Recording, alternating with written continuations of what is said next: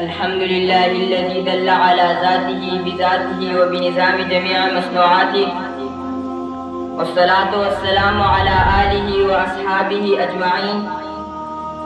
أما بعد فأعوذ بالله من الشيطان الرجيم. بسم الله الرحمن الرحيم. قال الله تبارك وتعالى في القرآن المجيد الفرقان الحميد: إن الله لا يغير ما بقوم حتى يغيروا ما بأنفسهم. قال رسول الله صلى الله عليه وسلم: المؤمنون كرجل واحد إن اشتكى عينه اشتكى كله، وإن اشتكى رأسه اشتكى كله، أو كما قال عليه الصلاة والسلام. نہیں ہے تیرا نشے من قصر سلطانی کے گنبد پر، نہیں ہے تیرا نشے من قصر سلطانی کے گنبد پر، تو شاہی بسیرا کر پہاڑوں کی چٹانوں میں. خدا نے آج تک اس قوم کی حالت نہیں بدلی، خدا نے آج تک اس قوم کی حالت نہیں بدلی، نہ ہو جس کو خیال آپ اپنی حالت بدلنے کا. واجب الاحترام حضرات علماء کرام و طلباء اعزام اور دور دراز سے تشریف لانے والے مہمانان گرامی، خصوصاً منتظمین جلسہ و منصفین حضرات، السلام علیکم ورحمۃ اللہ وبرکاتہ. سامعین ذی وقار، جب سے اللہ تعالیٰ نے اس دنیا کو آباد فرمائے ہیں، اس وقت سے عالم انس و جن کے لیے سے راہ کی طرف رہنمائی کی ہے.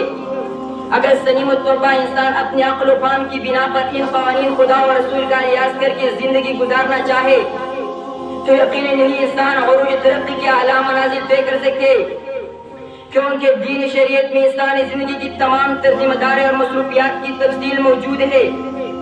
اسی وجہ سے زمانہ ماضی مسلمان عروج ترقی کے ایسے اعلیٰ مراتب کو پہنچتے تھے کہ پوری دنیا اس تحاشا عروج ترقی کو دیکھ کر حیران و پریشان ہو گئی کہ آخر انہوں نے عروج ترقی کے اعلیٰ منازل کیسے طے کیے.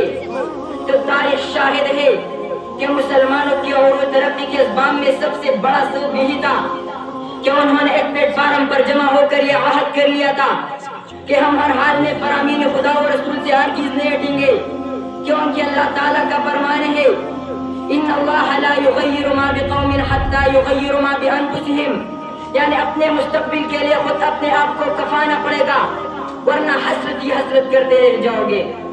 بقول شاعر: افراد کے ہاتھوں میں ہے اقوام کی تقدیر، افراد کے ہاتھوں میں ہے اقوام کی تقدیر، ہر فرد ہے ملت کے مقدر کا ستارہ. عزیزان من، اس وقت مسلمانوں کی عروج ترقی کا محور مدار یہ تھا کہ مسلمان دنیا اور سہولیات دنیا کو بطور ضرورت استعمال کر کے آخرت میں سرخروئی اور نیک نامی کو اپنے لیے سعادت اور خوش قسمتی سمجھتے تھے، کیونکہ اللہ تعالیٰ کا فرمان ہے: وَيَرْزُقُهُ مِنْ حَيْثُ لَا يَحْتَسِبُ، یعنی ہم اپنے ایسے بندوں کے لیے رزق کا بندوبست وہاں سے کرتے ہیں جہاں سے ان کو ہم گمان بھی نہیں ہوتا. تبھی تو وہ لوگ دنیا میں عروج ترقی کی خوشحال زندگی بسر کرتے تھے. اس وقت لوگ دیانتدار اور امانت دار ہوا کرتے تھے، اپنے مسائل اور مشکلات کا حل اللہ تعالیٰ سے رو رو کر مانگ لیا کرتے تھے، ہر قسم بہتان اور اظہار تراش سے دور ہوا کرتے تھے، احکامات خداوند کی تعمیل کیا کرتے تھے، ہر طرح کے دروغگوئی اور خیانت سے اجتناب کیا کرتے تھے، احکامات خداوند کی تعمیل کیا کرتے تھے، ظالم کو ظلم اور جبر سے منع کیا کرتے تھے، خوب عدل و انصاف کیا کرتے تھے، اپنے ہر قسم کی ذمہ داریاں خوب سنبھال لیا کرتے تھے، دنیا میں زائدانہ زندگی بسر کرتے تھے، کیونکہ اللہ تعالیٰ کا فرمان ہے: والذین جاہدوا فینا لنہدینہم سبلنا وان اللہ لمع المحسنین، یعنی جو مجاہدانہ زندگی گزارتے ہیں تو رب ذوالجلال کا وعدہ ہے کہ ہم ان کے لیے راہ کھول دیتے ہیں. یہی وجہ ہے کہ وہ لوگ موجودہ اسباب و سہولیات کے ہونے کے باوجود دن دگنی رات چگنی عروج ترقی کیا کرتے تھے. جناب والا، اگر ہم بھی واقعتاً مسلمانوں کی عروج ترقی کے اسباب کو تلاش کرنا چاہے تو یقیناً جب تک مسلم سوسائٹی میں صداقت و امانت بحال تھا، جود و سخا میں برقرار تھا، حیا و غیرت بھی مثال تھا، جرأت و بہادری مثل جبال تھا، شاہ اللہ کی حفاظت کے لیے مر مٹنا آسان تھا، عوام و خواص میں خودداری برقرار تھا. لیکن جب سے اس امت نے صفات محمودہ سے آراز بھی نتیج کر گئے، تبھی تو احکامات خداوند و تعلیمات نبی سے بھٹک گئے. اسی وجہ سے امت عروج ترقی سے پستی و زوال کی طرف آ گئے، کیونکہ اللہ تعالیٰ کا فرمان ظهر الفساد في البر والبحر بما كسبت أيدي الناس ليذيقهم بعض الذي يعملون لعلهم يرجعون.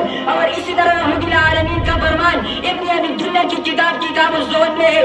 عن ابی ہریرہ رضی اللہ تعالی عنہ قال قال رسول اللہ صلی اللہ علیہ وسلم اذا عظمت امت الدنيا نزعت منها هيبة الاسلام واذا تركت الامر بالمعروف والنهي عن المنکر حرمت برکت الوحی واذا تسابت امتی سقطت من عین اللہ.